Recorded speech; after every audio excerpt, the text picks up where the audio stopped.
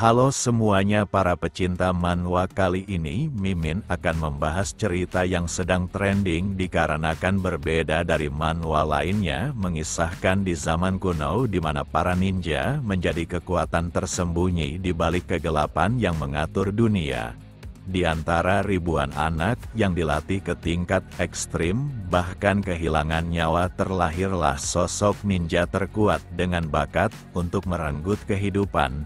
Dia mengalahkan musuh tak terhitung jumlahnya dengan hanya menghabiskan waktunya di medan perang. Sang ninja yang seperti mesin pembantai itu tidak pernah kalah di seumur hidupnya, dan hanya setia pada klan yang dilayaninya. Akan tetapi dia telah menua, bahkan tertangkap, bahkan dieksekusi, dan salah satu penyesalannya adalah dirinya yang tidak bisa hidup bebas. Di saat itulah takdir berkata lain, di mana sosok misterius dari gerbang kematian yang mengklaim dirinya sebagai makhluk yang mengawasi seluruh tatanan dunia dan memutuskan memilihnya dengan memberikan kehidupan kedua. Cerita dimulai dengan sebuah gunung yang tampak aneh dibandingkan pada umumnya dengan suasana yang menyeramkan namun indah. Akan tetapi di balik gunung yang tenang itu terdapat tempat pelatihan para ninja dengan cara paling ekstrim dan mematikan. Para anak-anak ini telah dilatih hingga ke ambang batas mereka, dan sebelum menjadi ninja sejati maka mereka harus melewati ujian terakhir dengan kaki yang terikat terbalik diiringi kobaran api di bawahnya. Para anak-anak yang tidak bisa menguasai tubuhnya untuk menyatu dengan alam akan mati dan terbakar, bahkan terus meleleh hingga tak tersisa. Saat satu persatu dari mereka mati, maka para ninja senior akan memotong tali mereka agar tubuhnya tak dilahap oleh api. Dalam kelompok ini, mereka hanya membutuhkan ninja hebat yang sudah tidak pantas lagi disebut manusia melainkan malaikat kematian maupun pencabut nyawa, walau harus mengorbankan ratusan bahkan ribuan anak untuk mencari bakat seperti itu. Saat semua anak mulai kehilangan konsentrasinya dan mati di sana, terlihat seorang anak yang begitu tenang. Bocah ini menunjukkan keseimbangan serta konsentrasi yang begitu tinggi untuk menyatu dengan salah satu dari elemen, yaitu api. Mereka pun terkejut dan ninja yang dicari selama ini telah muncul dan tubuhnya menunjukkan kemampuan pengendalian api. Sejak hari itu anak tersebut memulai pertarungannya dengan mendominasi mutlak pada targetnya. Dia tidak menunjukkan kelemahan apapun dengan hanya menghabisi musuhnya tanpa mengeluarkan sepatah kata pun, dan semua tindakannya seakan dia sedang berbicara melalui pedangnya. Semua lawannya kali ini bukanlah lawan yang mudah, karena mereka juga adalah kelompok ninja yang sudah berlatih secara ekstrim, namun yang terkuatlah yang bisa berdiri terakhir. Di sela itu terdapat master yang terus mengamati perkembangannya yang luar biasa saking takjubnya pada sang mesin berdarah dingin. Mereka terkesan padahal bocah itu masih muda, tapi dia sudah menguasai semua teknik kelompok ninja Fuma dengan keahlian yang tak tertandingi. Dengan kemampuan serta bakat seperti ini, maka mereka yakin jika Gigio pasti akan menjadi pemimpin selanjutnya dalam era ini. Gigio menganggap dirinya ada hanya untuk menghabisi semua lawannya dan merenggut kehidupan manusia lainnya dalam perang yang tak terhitung jumlahnya. Dia selalu digunakan untuk meruntuhkan kastil maupun penguasa yang berkuasa di suatu wilayah berdasarkan keinginan masternya tanpa menanyakan alasannya. Sejak dahulu kala di negara ini terdapat sekelompok orang yang bergerak dalam bayangan sejarah untuk membentuk era baru dan mengakhiri suatu era, seakan penguasa di kala itu tergantung siapa yang menggunakan mereka. Saat seseorang menginginkan kekuasaan, maka mereka hanya perlu membuat para ninja Fuma melenyapkan saingannya. Tak ada pembantahan dan pertanyaan, tapi Gigio selalu menyelesaikan tiap misinya. Bersama dengan bawahannya, Gigio terus menapaki dunia yang kejam dan dia selalu menghabiskan waktunya di dalam medan pertempuran.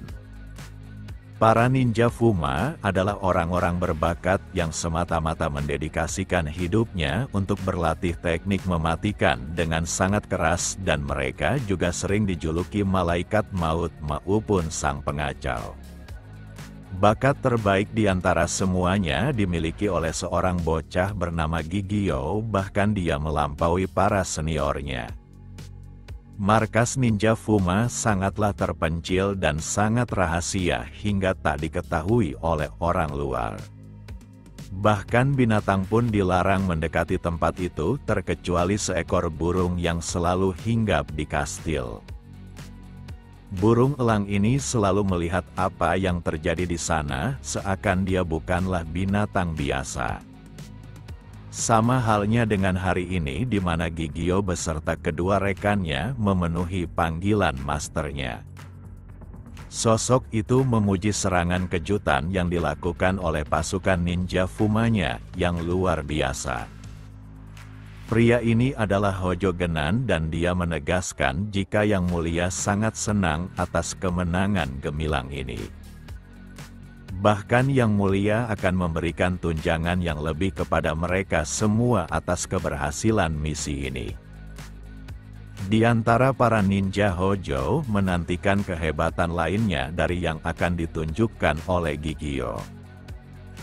Dengan mata tajam yang menyala, Gigio hanya mengatakan satu kata jika dirinya paham. Setelah percakapan singkat itu selesai, maka Hojo menyuruh mereka untuk pergi. Walau Hojo terlihat sendiri, tapi beberapa pengawalnya selalu bersembunyi di balik kegelapan dan dia ingin mengatakan sesuatu. Dia mengingatkan agar tuannya tidak terlalu percaya pada mereka karena ninja Fuma berbeda di antara ninja lainnya disebabkan mereka berisi individu terbaik yang ditempa dengan latihan ekstrim, bahkan ribuan anak melayang hanya untuk mencari bakat seperti mereka. Ninja Fuma dipimpin oleh Gigio dan medan perang yang mereka lalui penuh dengan tumpukan mayat yang sudah tidak berbentuk lagi. Hal ini menandakan jika ninjutsu mereka sudah melampaui teknik biasa dan akan menjadi ancaman jika mereka memutuskan untuk memberontak. Hojo yang mendengar itu meminta orang-orangnya tidak khawatir. Para Fuma punya aturan mutlak untuk melayani klan Genan dan siapapun yang akan melanggarnya akan dihukum mati. Seluruh anggota ninja baik kelompok Fuma maupun yang lainnya terikat akan aturan tersebut dan sekuat apapun seseorang takkan mungkin bisa mengalahkan semua ninja karena pada umumnya semua ninja adalah bakat paling mematikan. Hojo menganggap ninja Fuma hanyalah sebuah alat yang praktis dan mereka tidak memiliki kehidupan bebas selain terjun ke dalam medan perang. Beralih ke dalam satu pertempuran hebat yang disebut Perang Kisegawa di mana bendera pedang telah dikibarkan. Sosok yang memimpin di kala itu adalah salah satu dari tokoh yang terkenal akan kehebatannya yang dijuluki Sang Dewa Perang. Dia akan memastikan untuk memenggal kepala musuh seperti yang selalu dilakukannya di medan perang lalu pulang menikmati kemenangannya dengan alkohol dan wanita. Hanya saja dia dikejutkan akan seseorang berambut panjang yang menghadangnya seorang diri tanpa rasa takut sedikitpun. Orang itu adalah Gigio dengan zirah baja merah yang selalu terpakai di tubuhnya. Sang jenderal yang melihat itu tak menyangka akan menemui anak kecil di medan perang, tapi menghalangi jalannya berarti dia adalah pihak musuh. Maka dari itu tak ada alasan untuk tidak menghabisinya dan Gigio telah menjadi target dari ratusan musuh. Meski begitu Gigio tetap tenang karena medan perang sudah seperti rumah baginya. Alasan kenapa Gigio yang paling menakutkan di antara Fuma lainnya disebabkan penguasaan ninjutsu miliknya yang luar biasa. Dia adalah bakat yang menguasai elemen api yang akan dikeluarkan oleh percikan dari mulutnya sebagai pemicu. Dalam waktu singkat kobaran api yang terus menyebar telah menutupi apa yang ada di depannya. Tak hanya sekedar ninjutsu biasa, tapi ini adalah level yang tidak seharusnya dimiliki oleh manusia. Dalam waktu singkat kepala kuda sang jenderal telah meleleh, bahkan kuda itu masih berdiri disebabkan kecepatan kobaran api yang singkat. Tak hanya kudanya, tapi para pasukannya mengalami insiden yang sama dengan tubuh mereka yang terbakar, bahkan tak sedikit di antaranya langsung menghilang begitu saja. Lalu sesuatu di dalam tanah mulai bergerak untuk merangkak keluar. Yang benar saja mereka adalah para ninja Fuma yang sejak awal sudah bersembunyi di balik tanah untuk melancarkan serangan kejutan pada musuh. Kini para Fuma telah menunjukkan dirinya dan jumlah mereka cukup banyak, mencakup puluhan. Sang jenderal hanya tercengang melihat musuh yang belum pernah dihadapinya selama perang. Wujud para ninja Fuma benar-benar sangatlah mengerikan dan mereka pantas dijuluki sebagai malaikat kematian di era ini. Sang jenderal musuh telah mendengar rumor tentang adanya kelompok yang bahkan dianggap hantu, tapi siapa sangka rumor itu benar-benar nyata. Meski begitu dia takkan kalah, ditambah dirinya memiliki ratusan bahkan ribuan prajurit yang masih tersisa. Setelah sang jenderal mengucapkan kata itu, maka Gigio telah tiba di belakangnya dan sang jenderal yang sudah mendedikasikan hidupnya dalam peperangan bahkan tidak bisa beraksi dari kecepatan Gigio. Lalu hanya dengan satu tarikan cakaran tangannya, maka kepala sang jenderal hancur tak tersisa secara menyedihkan.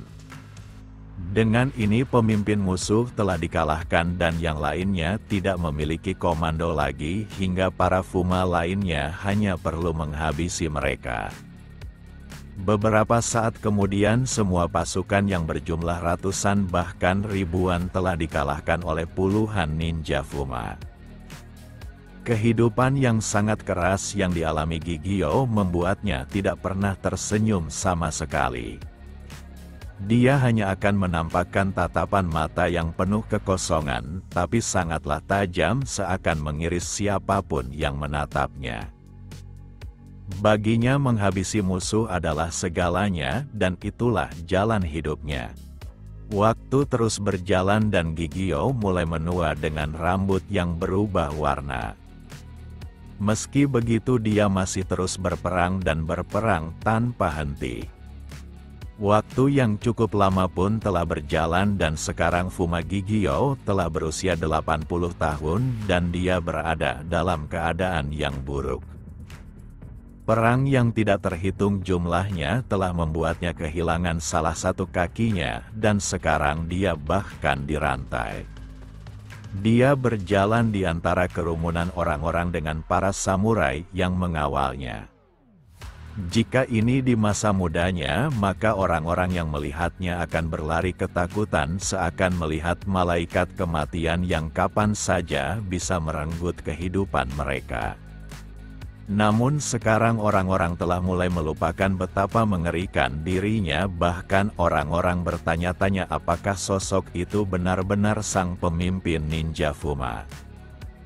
Walau orang-orang sudah tak berlari saat melihatnya, tapi mereka tetaplah menyebutnya sebagai iblis maupun monster atas cerita yang mereka dengar tentang para Fuma.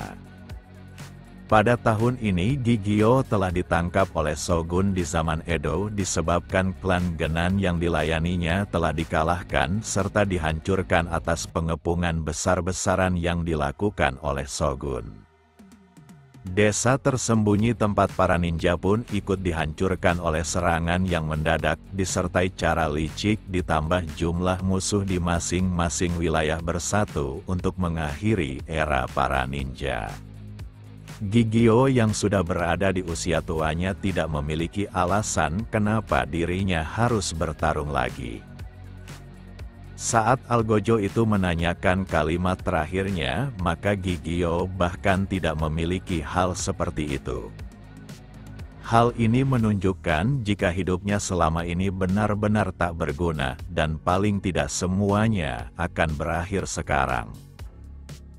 Lalu sang Algojo tertawa, karena sejak kecil dirinya selalu mendengar betapa menakutkannya kelompok ninja Fuma, tapi sekarang sosok yang dijuluki sang maha hebat pun tidak bisa menentang bertambahnya usia. Sebelum melakukan eksekusi Algojo itu mengatakan, keruntuhan klan Genin bukanlah tanpa sebab karena beberapa ninja yang melayani mereka sejak lama telah berkhianat hingga membocorkan markas serta pergerakannya. Ucapan itu membuat Algojo ini merinding disebabkan tatapan milik Gigio. Meski begitu Gigio tidak peduli lagi dan dia bahkan mempertanyakan kenapa dirinya memiliki umur yang panjang. Dia sudah melihat rekan yang gugur bersamanya dan menganggap gilirannya pun akan tiba dan mati di medan perang, namun kenyataannya sangatlah berbeda. Selama ini dirinya tidak pernah takut mati, bahkan dia menganggap kematian adalah sesuatu yang cukup diinginkannya. Di sela itu perhatian Gigio tertuju pada burung elang yang selalu mengawasinya. Di saat terakhir Gigio menyadari hal yang sangat diinginkannya selama ini, yaitu kebebasan. Jika saja dia bisa hidup bebas, maka dirinya akan menikmati hidupnya dengan berbuat sesukanya tanpa kekangan. Namun semua itu hanyalah mimpi belaka karena Gigio sang ninja terhebat telah terpenggal dan dia tidak gugur maupun dikalahkan musuh, melainkan menyerah atas hidupnya yang tidak memiliki arti lagi. Selama ini dia sudah merenggut kehidupan ribuan musuh dan sekarang gilirannya benar-benar telah tiba. Akan tetapi hal yang tak terduga terjadi di mana sebuah jari raksasa diiringi kuku tajam menyentuh kepalanya. Lalu terdengarlah sebuah suara yang hanya terdengar oleh Gigio seorang. Di mana pemilik tangan itu mengatakan jika dia memilihnya. Tak hanya itu, sebuah gerbang terbuka di mana asal tangan raksasa itu keluar. Seharusnya Gigio telah mati, tapi kenapa dia masih memiliki kesadaran walau kepalanya sudah terpenggal? Sosok misterius ini menegaskan jika dirinya adalah makhluk yang mengawasi dunia melalui segala hal. Dia akan memberikan sebuah kehidupan baru bagi Gigio untuk melihat kebebasan apa yang diinginkannya. Setelah itu Gigio membuka matanya di tempat aneh, dan dia merasakan rasa sakit, bahkan tidak bisa bernapas. Untuk menghilangkan sesuatu yang membuatnya sesak ini, maka dia mengharapkan ninjutsu seni ledakan miliknya. Dalam waktu singkat dirinya menghancurkan makhluk yang telah menelannya dan hal itulah yang membuatnya tidak bisa bernapas. Yang benar saja Gigio telah berada di dalam tubuh makhluk aneh yang seharusnya tidak ada di kehidupan sebelumnya. Tak hanya itu, Gigio yang berusia 80 tahun dan mati terpenggal malah berada di tubuh seorang bayi. Meski begitu dia memiliki kesadaran sendiri dan dunia ini benar-benar sangatlah aneh, seakan dia tidaklah berada di dunia manusia. Lalu tubuh monster naga yang telah diledakkannya terjatuh dan menimpa sebuah kastil. Gigio yang terjatuh bersama monster itu mulai melihat area sekelilingnya yang benar-benar tak diketahuinya. Beberapa saat kemudian terdapat kehidupan baru di sana yang mulai mendekatinya. Siapa sangka sosok yang datang itu adalah makhluk aneh dari bangsa goblin dengan wujud yang mengerikan. Gigio tak mengerti akan apa yang dilihatnya dengan hanya menganggap monster itu adalah iblis. Meski begitu dia tidak menunjukkan rasa takut apapun, bahkan dia segera menatap langit. Dia juga menyaksikan kadal terbang dengan wujud yang aneh, seperti yang sebelumnya dia ledakkan. Seketika raut wajahnya begitu riang dan semua yang dilihatnya menunjukkan jika dia telah hidup kembali ke dalam tubuh bayi. Kembali ke beberapa waktu sebelumnya di mana ledakan yang mengakibatkan leher monster naga terbelah. Kejadian itu disaksikan oleh seseorang yang berada di daratan. Sosok berjubah ini tak mengerti kenapa iblis naga itu tiba-tiba saja meledak. Lalu matanya terbuka lebar saat melihat sesuatu yang keluar dari tubuh monster itu. Yang dilihatnya adalah Gigio yang baru saja selesai dengan ninjutsu ledakan apinya. Bagi Gigio perasaan ini sangat menyegarkan di mana dia telah terlahir kembali menunjukkan dia bisa hidup bebas di tempat ini. Dikisahkan hampir 100 tahun yang lalu seorang pahlawan bernama Aslat telah mengalahkan sang Demon Lord pasca melewati pertempuran yang panjang. Dia beserta kelompoknya disebut sebagai 4 pahlawan besar dan menjadi legenda di dunia ini. Akan tetapi dengan kehadiran Demon Lord yang baru menyebabkan kekuatan bangsa iblis meningkat pesat bahkan tak terkendali. Akibatnya hampir seluruh permukaan bumi telah menjadi alam iblis. Dengan ini manusia juga berada di ambang kepunahan dengan dominasi para iblis. Makhluk ini adalah bangsa goblin dengan tingkatan sebagai Raja Goblin menandakan dia lebih kuat dari bangsanya dan dia datang setelah menyuruh anak buahnya memeriksa apa yang terjadi tapi dia belum kembali. Tak hanya itu sang Raja Goblin hanya menemukan bayi manusia di sana dan sekarang sedang berada di bawah kakinya tapi Gigio masih bersikap santai. Raja Goblin bertanya-tanya kenapa ras manusia jatuh bersama naga dan kenapa naga itu bisa dalam keadaan yang buruk hingga mati. Karena dia tidak menemukan jawabannya, maka Raja Goblin tak peduli lagi karena manusia hanyalah ras lemah yang tak berguna. Tendangan sederhana itu membuat Gigio terseret mundur, tapi dia masih tersenyum di sana disebabkan kebahagiaannya akan kehidupan barunya yang terlepas dari penyesalan masa lalunya tanpa kebebasan. Di sela itu salah satu goblin melaporkan jika kastil ini telah sepenuhnya hancur dan mereka tidak bisa tinggal sebelum memperbaikinya. Ucapan itu membuat sang Raja Goblin kesal karena kastil ini sangat bagus tapi sekarang semuanya telah hancur. Bahkan para bawahannya sangat marah dan tindakan ini benar-benar tidak bisa dimaafkan. Dikarenakan tak ada musuh untuk melampiaskan amarahnya, maka sang Raja Goblin akan menghukum bocah yang tergeletak di depannya lalu mengukusnya. Para anak buahnya terus tertawa karena bayi manusia pastinya sangat enak. Tanpa pikir panjang lagi sang Raja Goblin melayangkan pedang besarnya untuk membelah tubuh bocah di hadapannya.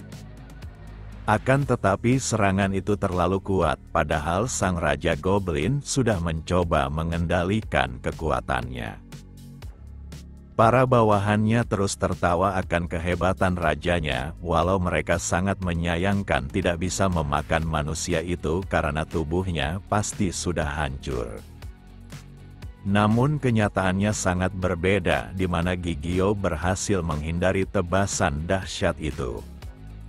Gigio merasa dirinya masih beruntung karena insting maupun kekuatannya tidak menghilang dan dia hanya terbatasi oleh tubuh bayi yang rentang ini. Para bangsa goblin cukup bingung apakah bayi itu baru saja menghindar tapi manusia dewasa pun tidak bisa melakukannya dan mereka yakin itu hanyalah kebetulan belaka. Gigio memahami jika bayi memiliki tulang yang belum sepenuhnya berkembang dan membuatnya sulit bergerak. Tapi bukan berarti dia tidak bisa melakukannya, dan dengan teknik penguatan tubuhnya, maka dia bisa melakukannya. Sekarang Gigio berhasil bangkit walau dia masih belum terbiasa akan tubuhnya ini. Dengan penguatan tubuh ini, maka dia seharusnya bisa menghabisi musuhnya dalam sekejap dan semuanya akan terbukti sebentar lagi. Sang Raja Goblin terkejut karena sepengetahuannya bayi manusia butuh waktu berkembang untuk bangkit. Saat dia mulai mendekat, maka bayi di hadapannya tiba-tiba saja menghilang. Dalam waktu singkat Gigio telah berada di kepala Sang Raja Goblin, bahkan dia memutarnya hingga meremukkan lehernya. Tak sampai di situ saja, Gigio berniat menggunakan ninjutsu miliknya untuk menciptakan ledakan. Sang Raja Goblin itu pun terbakar dengan luapan api besar yang mengelilingi seluruh tubuhnya. Jika ninjutsu ini mengenai tubuh manusia, maka tubuhnya pasti sudah meleleh, tapi Raja Goblin yang dihadapi oleh Gigio memiliki daya tahan yang cukup menakjubkan.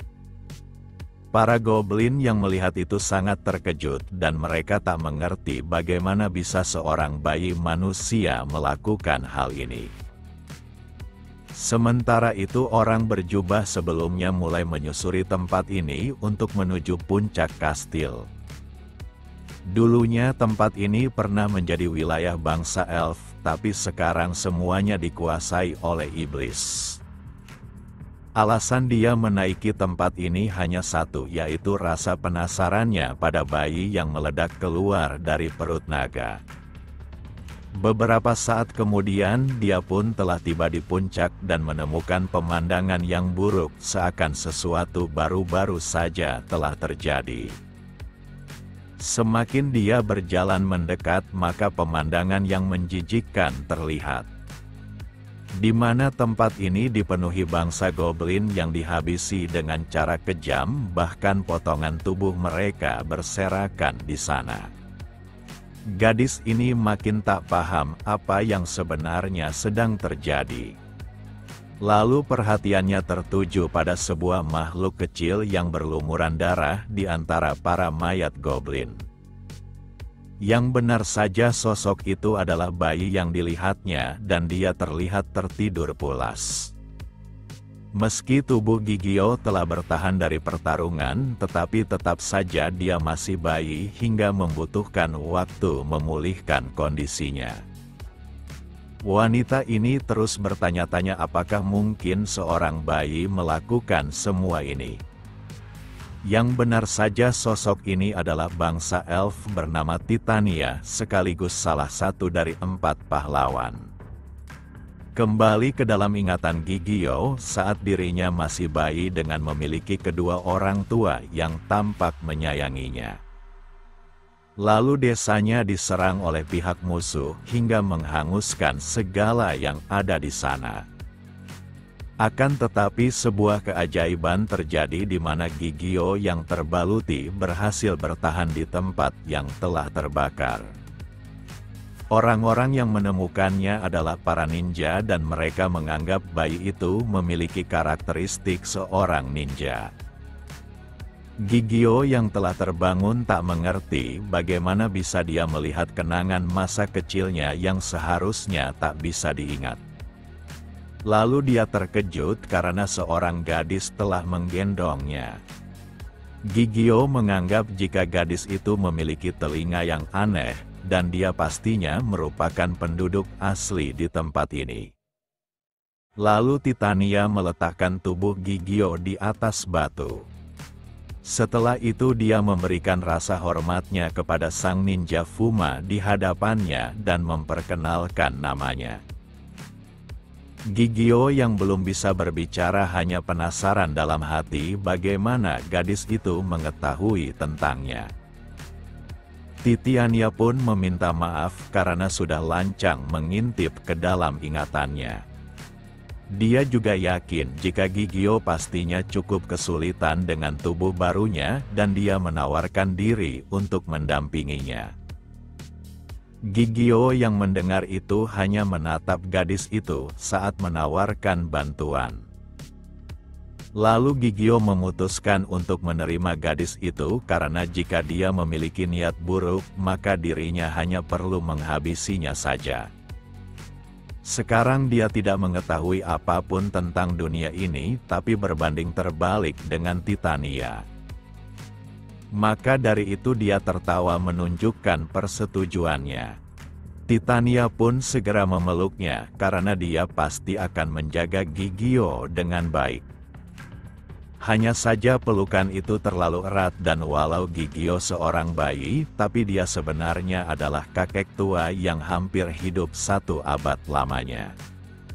Titania pun meminta maaf karena dia hanya terlalu senang. Dia juga memuji senyuman Gigio yang sangat manis dan imut. Sepanjang hidupnya, Gigio tidak pernah diperlakukan seperti ini karena dia tumbuh di tempat ekstrim dengan perang yang tak berujung.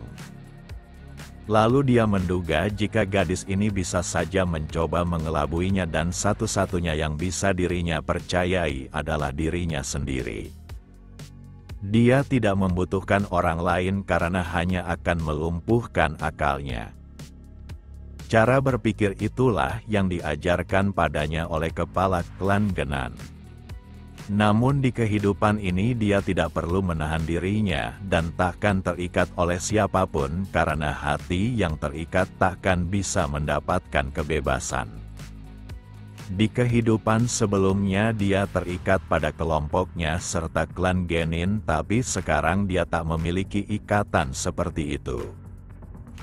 Gigio juga merasa tubuh bayi ini sangat mudah lelah dan dia ingin tidur. Hanya satu ingatan yang dirinya lupakan dan ingatan itu adalah terakhir kali dirinya bisa tidur nyenyak. Selebihnya dia menghabiskan waktu di tempat yang ekstrim di mana niat membunuh selalu tertuju padanya, dan meskipun mereka adalah ninja yang sama, tapi perebutan sebagai yang terkuat kapan saja terjadi. Jika lengah maka dia akan dimangsa dan Gigio berhasil hidup menua dan mati secara menyedihkan karena tidak memiliki alasan untuk hidup lagi. Titania telah sedikit melihat ingatan Gigio dan dia berharap dirinya sekarang bisa tidur nyenyak. Dia sekarang sudah ada di sisinya dan pasti akan menjaganya.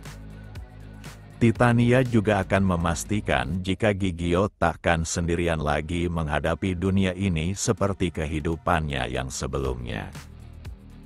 Kembali beberapa saat di mana Titania menemukan Gigio yang tergeletak di tanah. Dia sangat penasaran apa yang terjadi di sekitarnya dan ingin mengintip ingatannya. Dengan kemampuan khususnya, maka hal itu memungkinkannya untuk melakukannya. Yang benar saja Titania berhasil melihat di mana Gigio adalah ninja Fuma yang sangat mengerikan di masa lalunya. Dia telah hidup dengan dipenuhi pertarungan yang tak berujung, bahkan pemandangan yang ada di sana membuat Titania ingin muntah. Walau Titania salah satu dari 4 pahlawan menunjukkan dirinya sudah terbiasa akan perang, tapi apa yang dilihat dalam ingatan Gigio sangatlah menyeramkan. Walau dia sedang mencoba untuk tidur, tapi tatapan mata terus mengarah kepadanya dengan mencoba mengambil kesempatan dari lengahnya dia. Gigio dijuluki ninja yang terhebat dan semua ninja menginginkan nama besar tersebut. Akan tetapi sejauh apapun mereka berusaha, semuanya mati di tangan Gigio. Lalu Tania juga melihat bagaimana akhir hidup dari Gigio yang menyedihkan. Setelah itu ingatan tentang bagaimana dia menghabisi para bangsawan goblin mulai terlihat.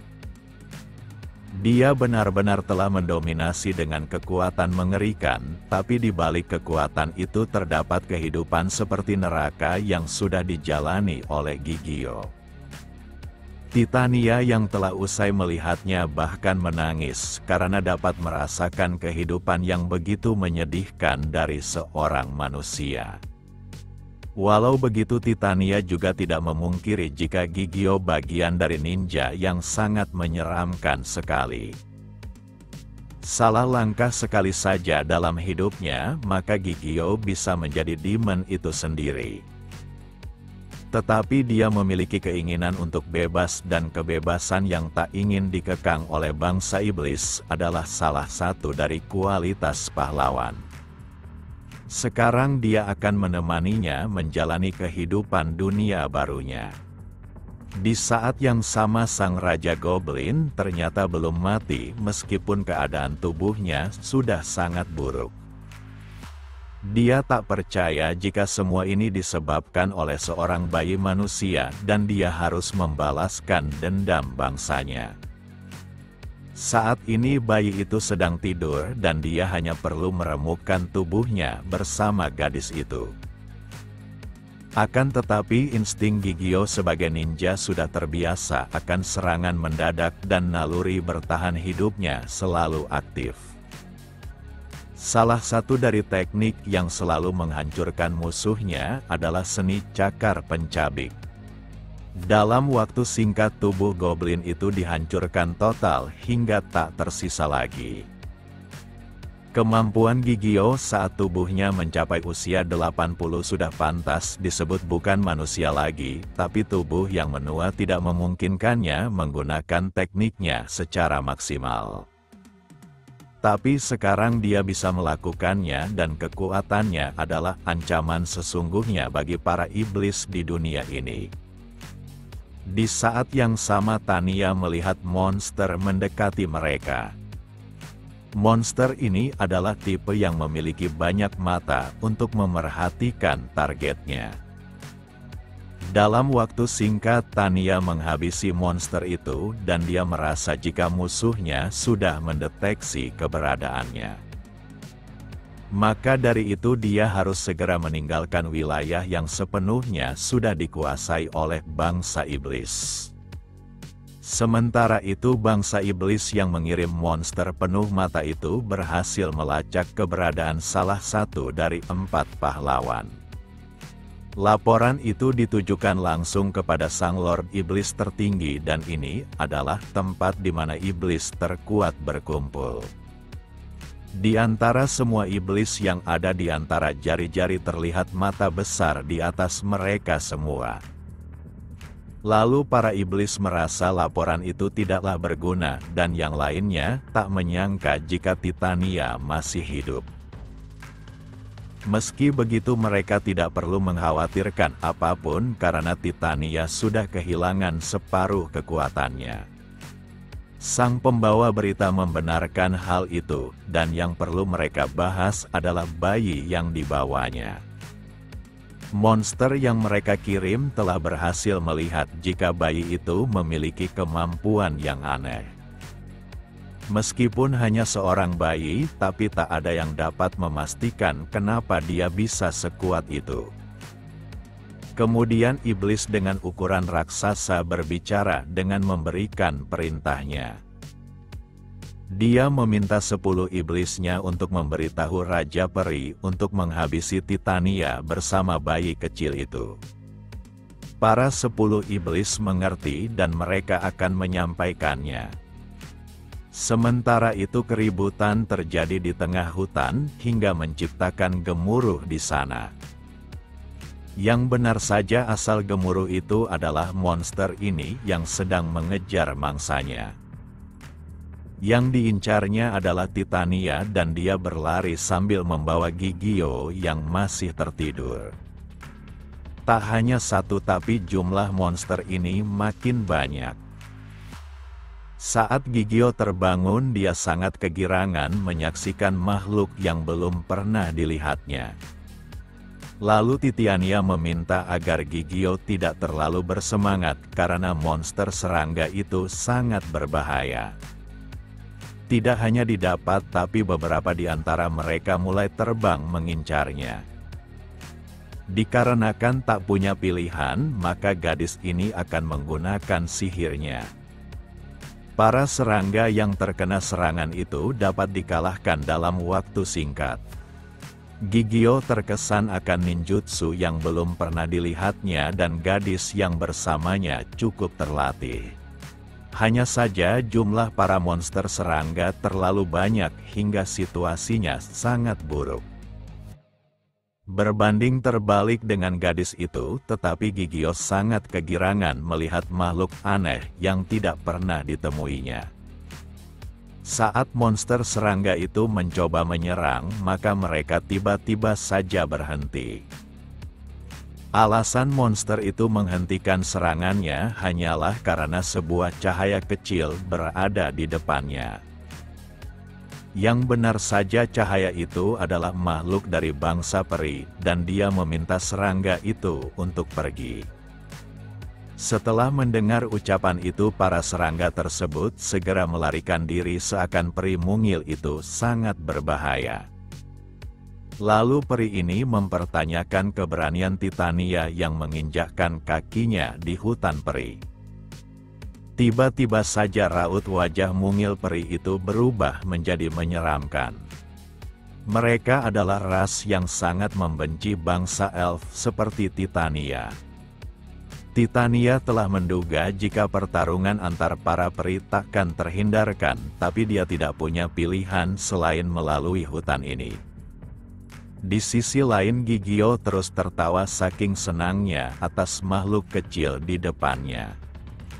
Peri ini ingin Titania menyerahkan bayi itu untuk dijadikan makanannya karena tampak sangat lezat.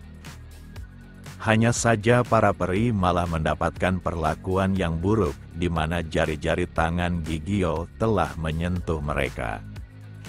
Baginya menjadikan para makhluk kecil ini sebagai mainan adalah sesuatu yang menyenangkan. Lalu Titania menyuruhnya segera menjauh karena para peri itu adalah makhluk jahat yang sangat berbahaya. Para peri yang terganggu akan perlakuan itu akan menghabisi bayi kecil itu dengan rasa sakit yang menyedihkan. Yang benar saja puluhan duri beracun kini mengarah kepada Gigio yang sedang asyik bermain. Saat serangan beracun itu hampir mengenai tubuhnya, maka Gigio melakukan sesuatu yang luar biasa. Di mana dia telah menangkap semua duri beracun menggunakan jari-jari tangan dan kakinya.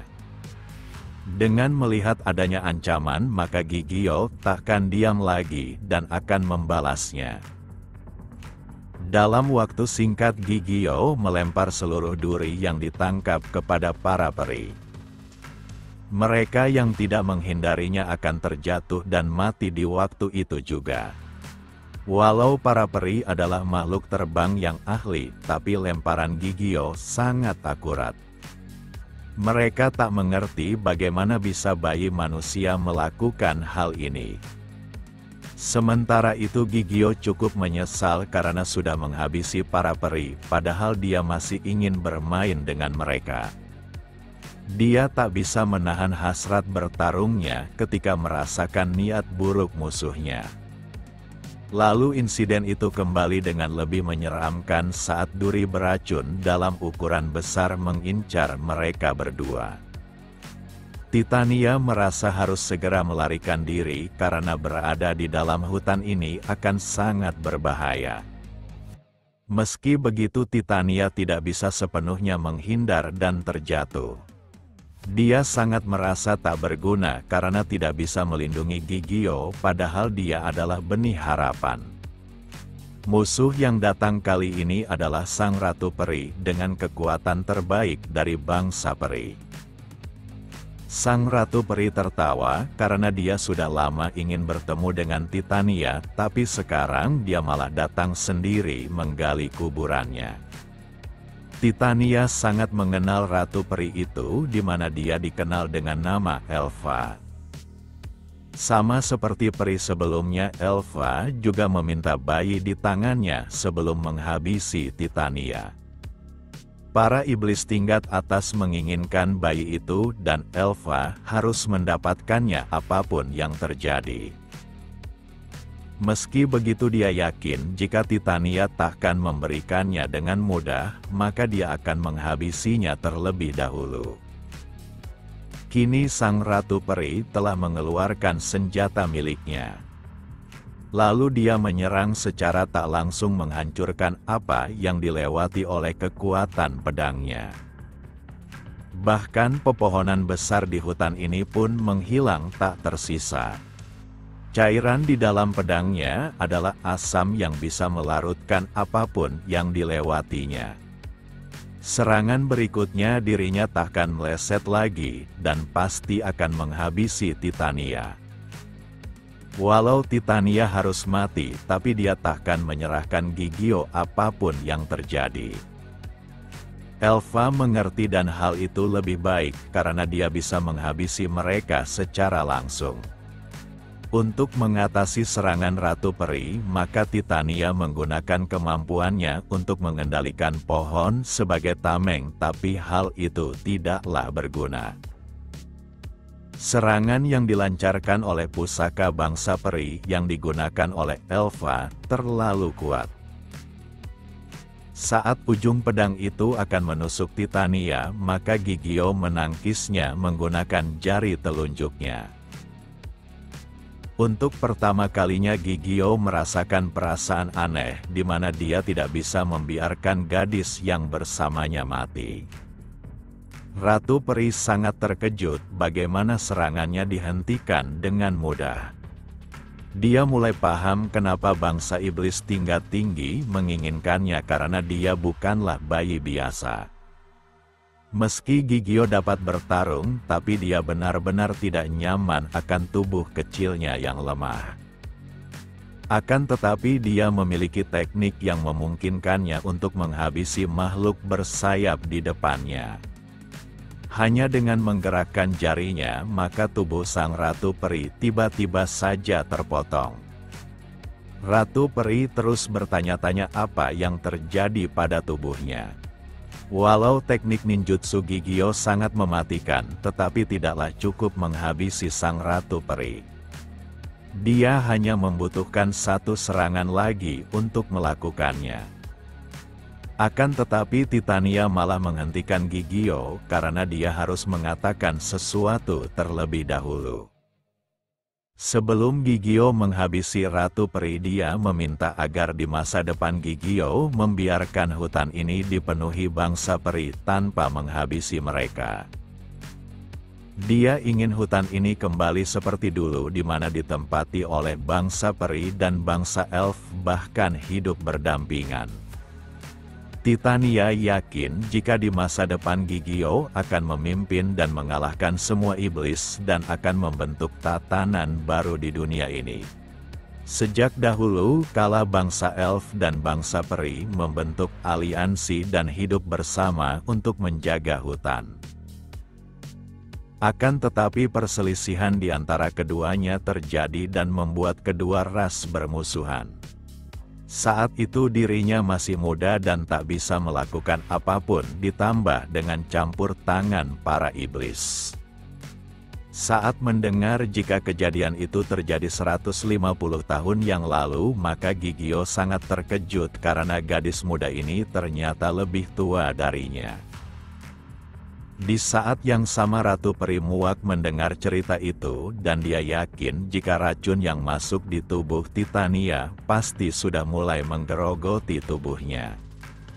Elva yang sebelumnya dalam keadaan sekarat malah berubah ke dalam wujud yang mengerikan dengan kekuatan yang lebih kuat. Titania mencoba menghentikan Elva karena permusuhan antara kedua ras mereka tidak akan menghasilkan apapun.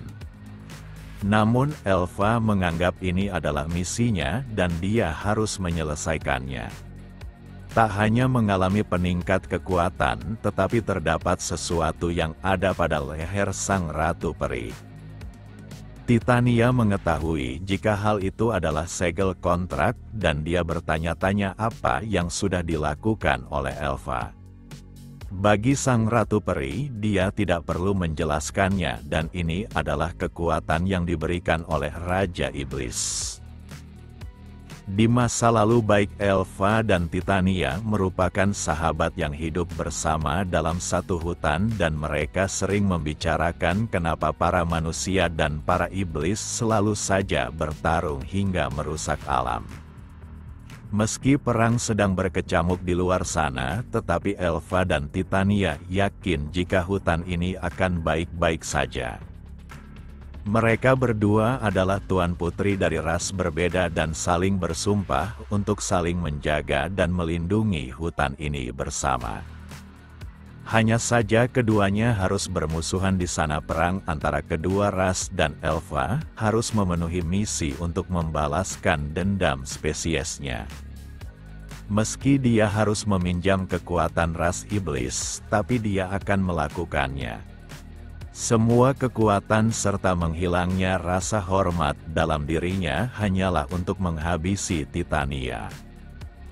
Titania tak menyangka jika Elva akan jatuh sejauh ini dan dia telah menjadi dimanfaatkan oleh rasnya yang harus menanggung dampak perang. Tak hanya itu, dirinya mendapatkan segel kontrak iblis yang membuat dirinya bisa digunakan oleh para iblis sesukanya. Selama ini Titania tetap bungkam dan bersembunyi, tapi dia sekarang harus menggunakan kekuatannya. Sebenarnya dia menyimpan kekuatan ini demi para tetua ras iblis, tapi dia tidak punya pilihan. Dalam waktu singkat Elva menyerang dengan seluruh bagian tubuhnya untuk mengoyak tubuh Titania. Akan tetapi semua itu bisa ditepis dengan perubahan wujud Titania yang bagaikan malaikat. Sang Ratu Peri sangat terkejut karena kekuatan Titania seharusnya sudah menghilang. Tapi kenapa dia memiliki energi sihir yang begitu dahsyat seperti ini? Langkah awal Titania akan menggunakan sihirnya untuk dirinya sendiri. Tubuhnya yang terluka dengan racun mematikan mulai pulih. Tidak hanya sekedar pulih, tapi dia sembuh total, bahkan Gigio merasakan dampak sihirnya. Titania sangat menyayangkan dia harus menggunakan kekuatannya pada Elva yang seharusnya bukan musuh yang harus dihabisinya. Karena mereka adalah seorang sahabat, maka dia akan menyelamatkannya dari segel kontrak iblis di tubuhnya. Satu serangan dari Titania membuat segel kontrak itu rusak, dan Elva kembali ke dalam wujud aslinya. Titania menegaskan jika Elva tidak lagi terikat pada segel iblis itu, dan dia juga tidak harus menanggung semua kebencian rasnya. Nasib kedua ras bergantung pada mereka berdua dan mereka seharusnya bersatu dan melupakan perang dari pendahulunya. Saat situasi sudah terkendali, tiba-tiba saja seorang iblis datang. Iblis ini tak menyangka Ratu Peri sangat tidak berguna meskipun sudah memiliki kekuatan ras iblis. Maka dari itu dia sendiri yang akan turun langsung membersihkan para pengganggu.